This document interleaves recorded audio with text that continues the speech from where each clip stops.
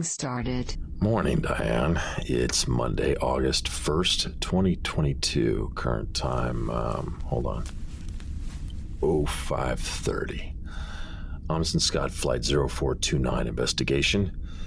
It's going to be a busier day than usual. Today I'm expecting expedited background investigation reports on my top 3 suspects. I'm hoping that these reports will shine more light in their past and help me obtain a more full picture on each one. Between the items that we found to be concealed, between the overseas connections, the organized nature of the operation, and potential for another research stations also being impacted, this is a far more complex investigation than we first envisioned. Still nothing concrete back from DEA or FBI on the go-forward plan. I'm scheduled to contact Marshal Murphy tonight at 1800. I'll see what, if anything, she has picked up. I'm still not sure how to regard this new Marshal, Diane. From everything I'm hearing, she has fit into the new role quickly and very effectively. Seems to be respected and has settled into the role. I don't know if it's my feelings about Chuck. I'm just not comfortable with it yet. And it has nothing to do with her being a female. Let me just make that absolutely clear. It just still takes some getting used to, I guess. On a more routine station matter, Wainwright and his Atlas buddies have formally resurfaced. Over the past week or so, they've started showing up more regularly to events, lunch, and have been seen in their labs with frequency. No word as to where they've all been sequestered to, no doubt, in whatever space they have down the ice tunnels. Thomas told me at roughly the same time, formal communications from Beauregard Lowen restarted, and communications in and out of the stations are back to their typical cadence. I suppose it's also purely coincidental that the station suffered another power blip last week, the first one in several months. Zeke is not happy about this, and according to his sensors, they're still originating in the, say it with me, the ice caves. I'm still waiting on the enhanced analysis on that computer virus which was discovered in the station's operations center the day of the crash. Normally that analysis would have only taken a few days. However, with the absence of Mr. Waters, Mr. Todd has needed additional time to review. And we're all really worried about Mr. Todd, Diane. He's still being a shut-in. He's not really coming out of IT room. Ever since Mr. Waters, well, let's just say he's taken it very rough. He mentioned something about leaving the station after the winter season ends and heading back to the States. And although I have no idea what their relationship was between those two men, that heartache and that regret I see in his face every time I check in on him, I recognize it because I used to see it every day in the mirror.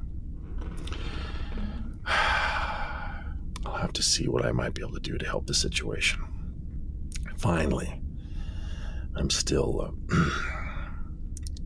processing what I learned from Sydney about his, well, let's call them unique gifts against everything else odd that takes place or has taken place around here. A psychologist who can read minds. It's exactly the twisted sense of humor I've come to expect out of this station. I've been mulling over this, and while it bothers the hell out of me, I gotta admit, Sydney he's a really good guy. I mean, a genuine good guy who, I don't know. I mean, you know me. I've got a lot in this noggin of mine. I've worked very hard to lock up and ensure it never sees a light of day. Yet, what we discussed and what he told me about last week, about the relationship, well, it left an impression. Something about it really resonates with me. Sweetie, is this really what you do at, it's 5:33 every morning? I know, I'm sorry. Go back to sleep, Kendra. It's your day off. I was being too loud. I apologize. Tell you what, how about I bring you some breakfast in bed around 8? Ooh, breakfast in bed? served by my own personal station valet. You really know how to treat me right, Deputy Marshal. Okay, bacon, eggs, toast, and orange juice? Oh, apple juice would be better if they have it this morning. But OJ is okay in a pinch. Where are my glasses and clothes? The clothes are folded over there on the chair, and your glasses are on top of that. And you're welcome to keep using my dress shirt if you need to hit the latrine. Ooh, he does laundry too? Okay, thank you. I think I'm just gonna... Yeah, you go back to bed. Okay? Thanks. Let's see you at 8. Diane, update paused. Will complete in the galley. Recording stopped. So it is becoming very, very dangerous to walking to and from the main station of the Dark Sector Labs. Last night was the first time we were one of the Bumbles charged at a person. Normally they're timid, docile creatures around us. This aggressiveness is confounding. It's confusing me. I don't know why. Don't want to think what might have happened had they not had a flashlight with them, though. Well, what about the summer huts? They usually focus their time and attention on those. Are they still looting around that area? Oh, they still visit. Overnight, they hit Building 68, Substation C, for the summer camp. Not only did they ransack it, they pissed over everything. I wouldn't recommend going inside that joint without a firefighter respirator for a while now. Obviously, these creatures are becoming more curious, less timid, and less afraid of the local human inhabitants. Something is almost certainly antagonizing them, causing them to become more direct. All right, look, I know I ain't the chief of the fire crew anymore. Fire crew? On behalf of Bayou Bobby Boucher down there, who is too busy combing his hair in the mirror half the time as opposed to doing his fucking job. Hey, right, boss, right? Play nice and all that Mr. Rogers shit. Look, me and the crew would be happy to grab the hunting spotlights, some axes, and make sure these fucking Chewbacca whatever stop whizzing all over our shit. Okay, we can't just attack them. Yeah, they might urinate on things and stuff and is stolen, but won't attacking them just escalate things? Escalate? Come on! It's gonna send a message to them big ice gorillas that they can't be pushing us around like this. But, gee, Fred, they haven't really pushed us. They charged at Dr. Frank, but even the way he tells it, he got closer than he realized and thinks he just, well, gosh, spooked him is all. Okay, Pee-wee. Alls I know is when a neighbor's dog starts coming into your lawn to do his business, you don't let that stink go. You do something. Pee-wee? Well, what's that supposed to mean? All right, don't get your panties in a twist there, kid. Alls I meant was that you guys put your... Am I the only one on the station who noticed the coincidence? I know my job as an investigator, but come on, everybody. No one else has drawn the same conclusion? What exactly do you mean by that, Deputy Marshal? You wish to do the honors, Dr. Wainwright, or shall I? I honestly have no idea where this is leading, Deputy Marshal. Very well, then. The communications between the station and Bolo, which they suspended themselves, started up 2 weeks ago.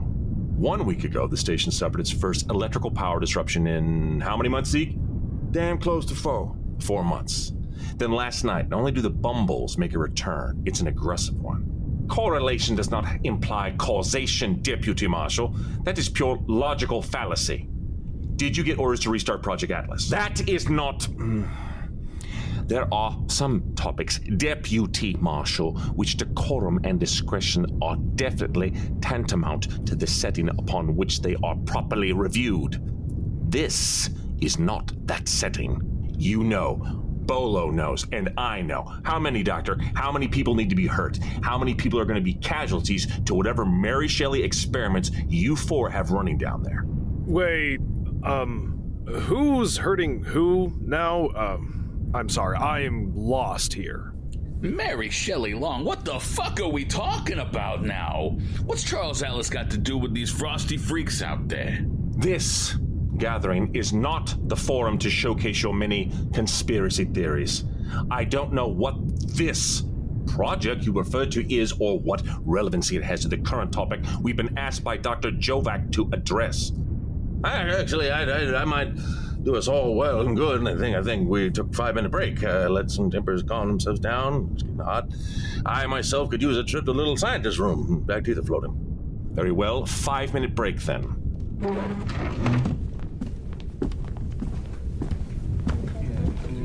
Calling me Pee-wee? That big musclehead? I know, Mr. Kelly. It's just Fred's way. He has a nickname for everybody. And they're usually not overly flattering, but don't let him live rent-free in your head. Trust me, he is not worth it.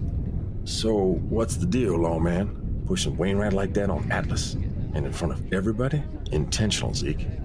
I wanted to rattle his cage for a couple of reasons. First, I was being serious with the correlations I outlined. I fully suspect this recent event with the bump ice feet knock it off, Zeke. Has everything to do with Atlas. Same with the power blips. Second, I want Wainwright to never forget that while I may not fully be aware of what they're doing down there, I know what's going on. I'm learning more little by little, and it's only a matter of time. Lastly, I'm working on driving a wedge. What do you mean? While I don't believe the disappearance of Mr. Waters has much of an impact on Dr. Wainwright, I think it's impacting the other 3 doctors more than they're letting on. I can't get a read on Dr. Van Zandt. He was absent the first month or so afterwards, and although I did get an opportunity to formally interview him around my current investigation, any mention of Atlas or the Canadian station caused him to clamor right up. Dr. Lorenz and Jovac, however, their body language and reactions are telling me they have a much larger issue around what happened. I'm willing to bet that it's a topic of disagreement amongst the Atlas 4. Anything I can do to cause a rift to begin opening cracks? The better the chance we'll have to enter through one of those cracks. Wow, that's impressive, Deputy Marshal. Who knew you could be so devious? Well, let's remember, Wainwright is no fool himself. He may be wise to what I'm playing at. I'm still not sure how the DIA originally found out I broached the topic a few months back with Van Zandt. But I can't rule out Larry as the culprit. So, in all the time you two have been down here, these, creatures have never been this aggressive? No. And as a matter of fact, it's the first time I remember so many people spotting them, too. They like staying way out, making a mess, hooting and hollering and all that stuff. But actually coming around when people are out and about, that there is a new one. A couple years back, one of my guys turned a corner and saw one only 20 feet away. He said the thing roared at him and then ran off real quick like he was more afraid of the wall than he was of the ice feet. Bumbles? Damn it, Tommy, I'm gonna make this thing stick. In any event, I don't think I'm overreaching when I say their secret handshake club is the primary culprit for what has these Bumbles. ice feet all worked up. The timing is just too convenient for it to be anything else. Everyone, let's gather again, please. Thank you. Oh, I actually did need to, excuse myself during the break. Tell him I'll be in shortly. Okay. Hey, word of advice, lawman? Sure, Zeke, go ahead. You've got Doc Wainwright and Jovac all worked up. You have their attention. You may want to ease off on the stick a bit, not push too hard. Let the stew simmer. Not overheat, man. Aha! I catch you, poop and... Oh. It is just you, Tammy. Mikhail, you can't just hide in the bathroom and jump out at people. Especially here. Stuff. Well, it could have happened earlier than intended. And Tammy is a girl's name. Stinging operation is blown now. Might as well reset for later. Please, Tanya, let the urination commence. Yeah, I don't want to go overboard here. I lit the fuse already. Best not to throw gasoline on it. For the best, really. Okay, let's go back in. Oh, hey, what's up, Mikhail? Hello, Mikhail. You won't escape me again, Pope. Excellent. Now, I've drafted a new... Where is Mr. Kelly? Oh, Nature called. He said go on, he'll catch up with us. So, what does leadership intend to do, Dr. Wainwright? due to keep us safe when we have to go back and forth to our stations. No, Doctor. Let us let Dr. Wainwright. He's here to tell us. He tells the precautions in consideration. I'm sure there's many that will be taken and put into effect. Possibly. Thank you, Dr. Jovac. Very well. Now, I have drafted a new set of station rules and procedures that should assist us in dealing with the current outdoor situation. I'll also have these rules posted and read by Miss June during tomorrow morning's announcement. 1, effective immediately, anybody exiting the station or any of the detached buildings will walk in groups of 2 or more. 2, each group of 2 or more ought to have handheld, super powerful spotlights or a heavy-duty mag light. 3, any non-critical extracurricular activity involving the outside will be canceled and forbidden until the summer season recommences. Finally, nobody, and I mean nobody, is to venture into the summer huts or nearby external buildings unless cleared to do so by myself or, in my absence, Mr. Kelly. Yo, that's it? Get a buddy, grab a light, and don't go near the loser huts? That's the plan here? Doc, not for nothing, but you give me the word, I can have a team ready and assembled in 10 minutes. They'll go out there and find some Ewok bitches to curb stomp into the next... That is quite enough, Mr. Ferguson. While I admire your spunk, I will not risk the lives of those under me when a more measured and tempered response would seem to suffice. I'm not sure what you mean, but let's keep the spunk out of it, all right then? I ain't coming on no ice rock, guys. Doctor, I'd also recommend chaining down the more critical external buildings to ensure none of the creatures get inside. The PAX terminal, the hangars, DNF storage, and of course the booze barn. Sound suggestion, Captain. I'll have these printed up and hung up by end of day. Thank you, everybody, for your time, dedication, and interest in our station's unique problem. Oh, you may all go now.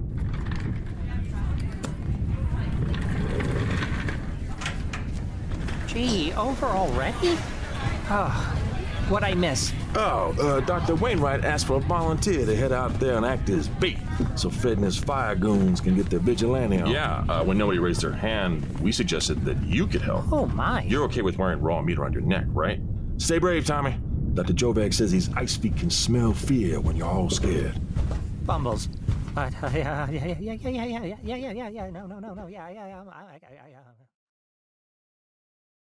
Discussion was before, and for as much as you were told of the events that took place, the smell of sin was present? It was indeed. Now, there is always a persistent smell of lust, greed, and gluttony in the air around the station. It's almost like an air freshener at this point, to be honest. But when word started to circulate of your plane disappearing from radar, I remember it still very clearly. Cheryl Lynn went onto the PA system to announce it, and almost immediately, a massive aroma popped up of guilt, regret. Whoever it was, their soul was affected by the potential death of 5 people which they caused. Oh, you remember the smell of a brand new BMW the first week after you buy it? Grabbing carry-out and Lebanese goat kebabs the first night and picking up 2 not-so-classy prostitutes who smell like they just bathed in vanilla rum and Coco Chanel perfume an hour before? Believe it or not, counselor, I've never had that experience, no. Well, it was even better than that. No subtle build-up, no angst, No chance to try and justify what had happened or rationalize it. Just immediate sin. Guilt times 5. Oh, if only Yankee Candle sold Middle East goat hooker kebab.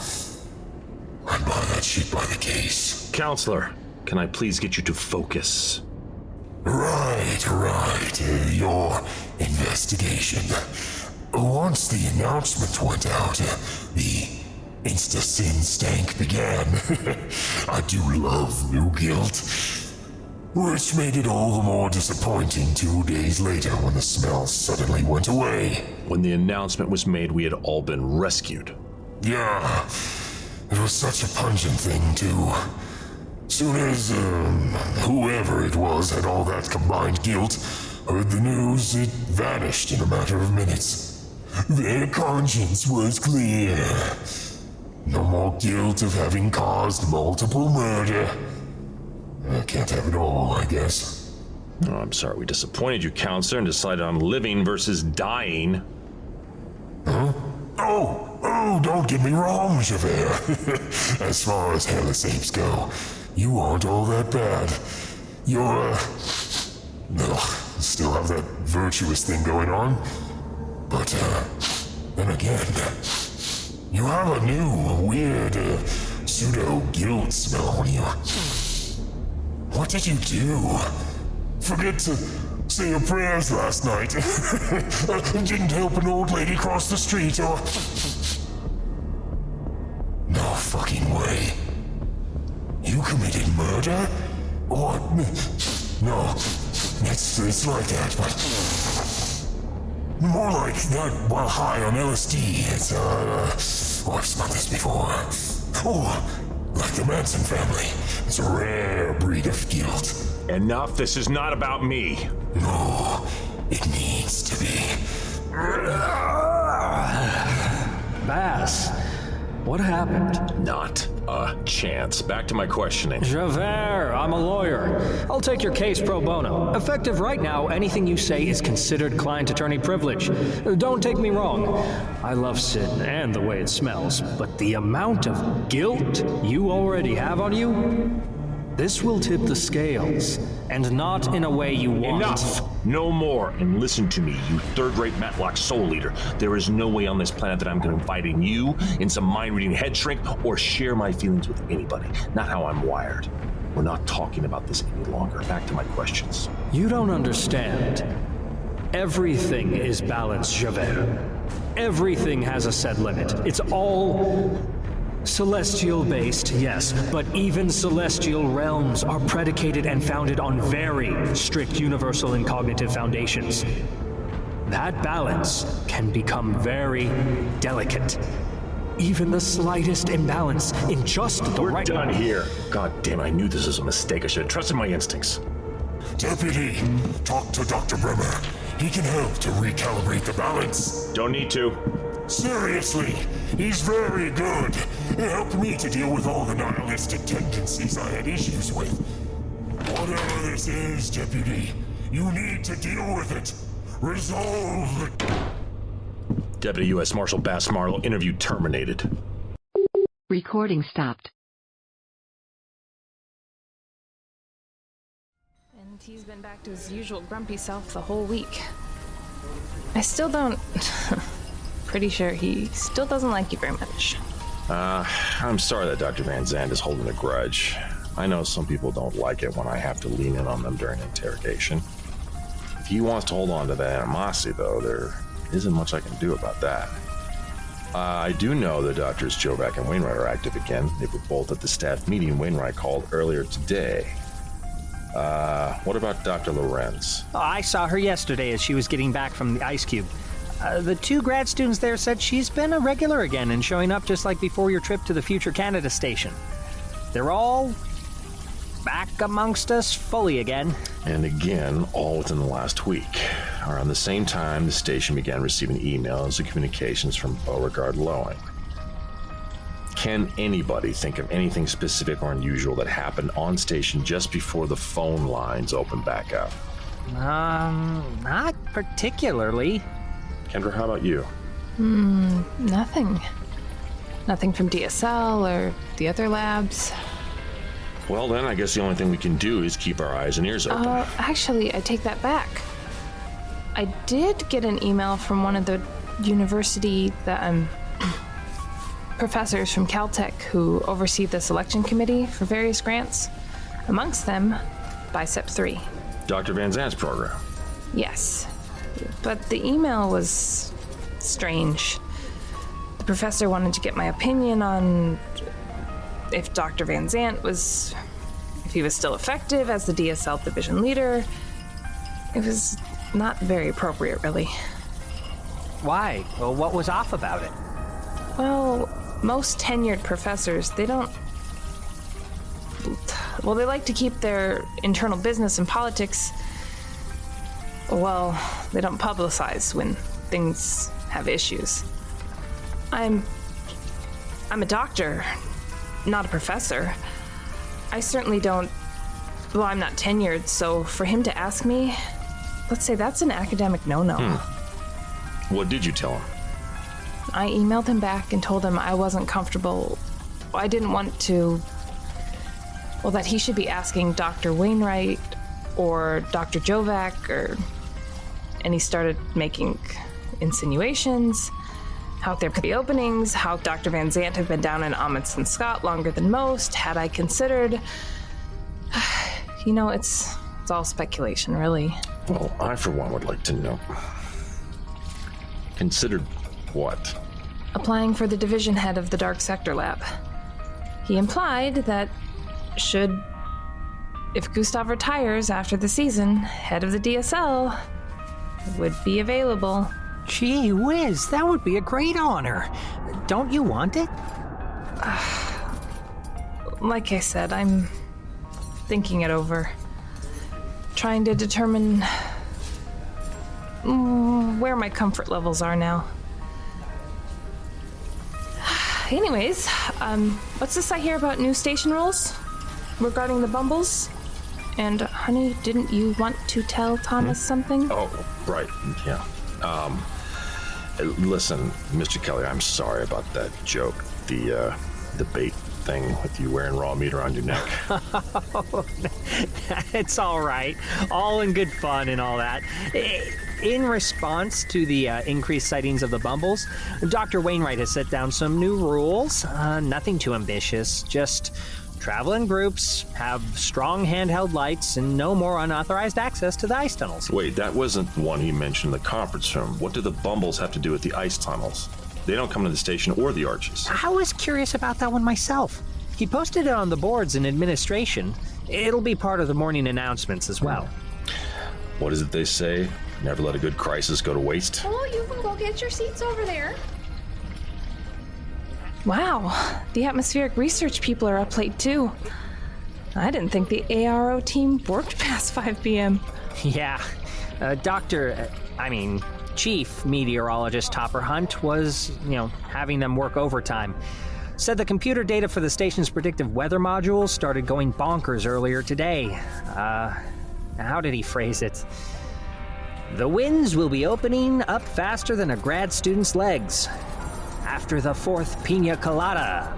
Oh. Sounds like we may be in for some real bad weather in the next few weeks. Why is that man such a... he's just... ick. Agreed. Any more messages from Beauregard Lowy? Anything new with our science leadership team? No, not since this morning, and that was fairly routine, really. I did manage to antagonize Dr. Wainwright. Seems he'll find something in every communication that gets him worked up since that Canadian station event. It's very unusual. Oh, and you had a message come in from your new Marshal boss, Marshal Murphy. I left it on your desk. Thanks. Do you happen to remember what it was about? Something about expense vouchers or reimbursement of lost items, I think. How is that going? The new boss and getting used to them is, if you don't mind me asking. No, I don't. It's, fine. Our new Marshal is very professional. She's still learning the ropes of how the territory and people operate, just like Chuck did when his nomination went through. She's a good Marshal, with a long track record, very thorough, detailed. Sounds to me like you still have some doubts. Yeah, I guess I do. It's a change I'm still getting accustomed to. It doesn't help that I'm just about as remote as one can be without the ability to hop on a plane and head back for a week to get FaceTime. Well, once winter lifts, you could always take a few weeks to head back to Hawaii, check in, visit with Diane, and pay your respects to your in-laws. Yeah. Summer is still months away. More than ample time to think about a plan for that. I still have this new assignment to work with. We'll need to put in some time over in Palmer, and especially Mactown. McMurdo is large enough to keep me occupied for a while. I'll call Marshall Murphy in a few hours, morning her time, and see. Good gravy! Miss Alice? Everything all right back there? Oofta! I must be more darn tootin' tired than I realized. I was working on putting together the ingredients for tomorrow's hot dish and the Juicy Lucy lunch, but I was looking down and making sure I didn't whoop it up again by putting in too many chopped carrots, and when I look up, holy buckets! It's Dr. Rodney just standing there looking all pale and see-through-y. A ghost? Well, I don't think it was one of those reanimated doohickey situations from a few years back now. No, it definitely looked like Dr. Rodney there, you know. Did he do anything? Say anything? Well, now that you mention it, I had the old ICE FM station on a bit louder than normal back there, but sure as shooting he says to me in this low voice, I may be the first, but not the last. Oh! Well, you heard it too. Oh, thank goodness. Oh, thought I was gonna have to swear on the good book that I wasn't sipping the brandy old fashions back there again. Sweetie, is that the same thing you heard on your birthday? When you said you saw him in the recycling room? Exact same.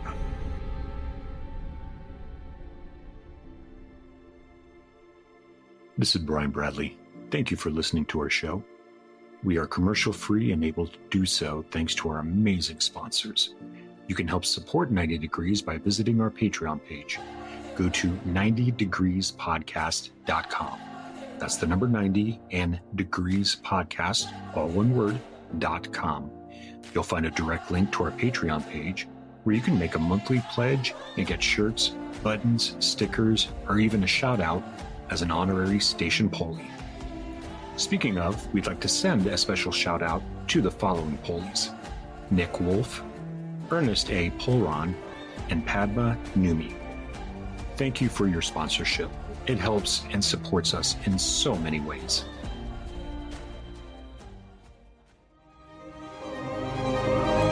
This has been 90 Degrees South. On behalf of the cast and crew, I'd like to thank you for listening. If you liked the episode and are enjoying the series, please remember to give us a like, a share, a tweet, send a raven, or review on iTunes, Audioboom, or your favorite podcast site. It helps us to get the word out and keeps the cold at bay. Until next time. This has been a BMB production.